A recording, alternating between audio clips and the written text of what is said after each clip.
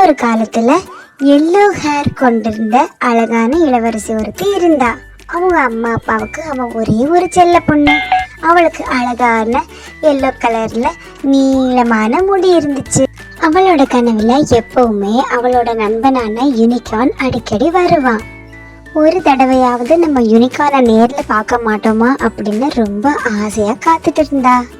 அப்பா அம்மாவோட செல்ல பொண்ணான எல்லோ ஹேர் இளவரசிக்கு ஒரு ஆசை இருந்துச்சு. அவங்க அப்பா வேட்டைக்கு போகும்போது அவரோடவே சேர்ந்து வேட்டைக்கு போகணும் காட்டுக்கு அப்படின்றதா அந்த ஆசை.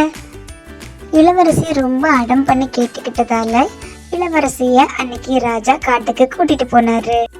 ரொம்ப சுட்டி பொண்ணான எல்லோ ஹேர் இளவரசி அந்த ரதத்துல உட்காராம காட்டுக்குள்ள இறங்கி நடக்க ஆரம்பிச்சான்.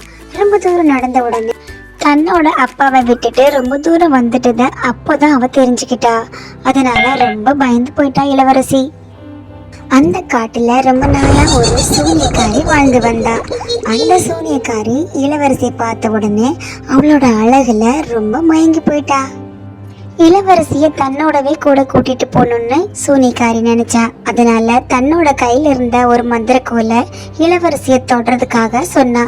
இளவரசியும் எதுவும் தெரியாம தொட்ட அடுத்த வினாடியே இளவரசிக்கு மயக்கம் வந்துடுச்சு.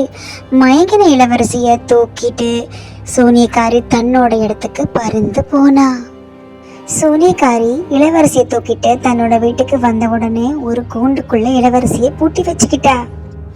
சின்ன இளவரசிய ரொம்ப வேலை வாங்கினா. சமைக்கிறதுக்காக அவளை ரொம்ப கஷ்டப்படுத்தி கொடுமைப்படுத்திட்டு இருந்தா. அதனால இளவரசி ரொம்ப வருத்தப்பட்டா. தினமும் அடுப்பில் நின்று சமைக்கவும் வீடை சுத்தம் பண்ணவும் துணிகளை துவைக்கவும் இப்படி நிறைய வேலை வாங்கி இளவரசிய சூனியக்காரி கொடுமைப்படுத்திட்டு இருந்தா. எல்லோ ஹேர் இளவரசியை பார்க்காம அவளுடைய அம்மா அவங்க அப்பா 2 பேருமே ரொம்ப வருத்தத்தில் இருந்தாங்க. அவங்க அம்மா ரொம்ப முடியாம படுத்த படுக்கையா ஆயிட்டாங்க. அப்பா அம்மாவை நினைச்சு எல்லோ ஹேர் இளவரசியும் ரொம்ப வருத்தப்பட்டா. அம்மா அப்பாவை நினைச்சு வருத்தப்பட்டுக்கிட்டே இருந்த எல்லோ ஹேர் இளவரசி அப்படியே அசதியில தூங்கிட்டா. அப்போ திடீர்னு அவளுடைய நண்பனான யூனிகார்னுடைய சத்தம் கேட்டுச்சு.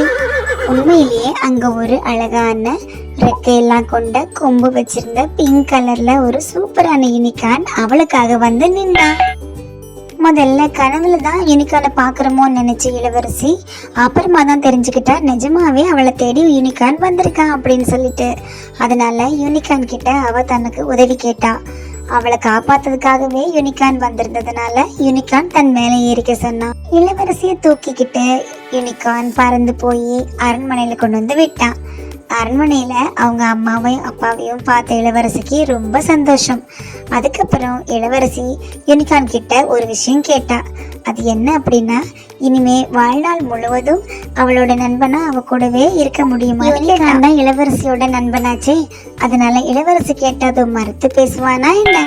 அதனால வாழ்க்கை முழுவதும் இளவரசி கூடவே இருந்தா. ஹே குட்டீஸ், இந்த கதை எல்லாருக்கும் பிடிச்சிருந்துச்சுன்னா நம்ம சேனலை சப்ஸ்கிரைப் பண்ணிட்டு ஒரு லைக் போட்டு விடுங்க. Bye bye.